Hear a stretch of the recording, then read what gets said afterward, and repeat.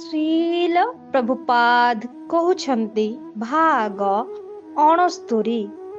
ଏକ ସାଧାରଣ ଲୋକ ଉପରେ ମହାତ୍ମା ଛାପା ମାରି ମହାତ୍ମା ତିଆରି କରାଯାଇ ନପାରେ। ମହାତ୍ମାଙ୍କର ଲକ୍ଷଣମାନ ଏଠାରେ ବର୍ଣ୍ଣନା କରାଯାଇଛି। ଯେ ମହାତ୍ମା ସେ ସର୍ବଦା ପରମ ପୁରୁଷ ଭଗବାନ ଶ୍ରୀକୃଷ୍ଣଙ୍କର ଗୁଣଗୌରବ ଗାନରେ ନିଯୁକ୍ତି ଥାନ୍ତି। ତାଙ୍କର ଅନ୍ୟ କିଛି କାମ ନଥାଏ।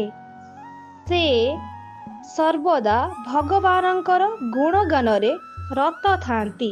ଏହି ଜ୍ଞାନ ଶ୍ରୀମଦ୍ ଭଗବତ୍ ଗୀତା ଯଥାରୂପ ଅଧ୍ୟାୟ 9 ଶ୍ଲୋକ 14 ତାତ୍ପର୍ଯ୍ୟରୁ ନିଆଯାଇଛି।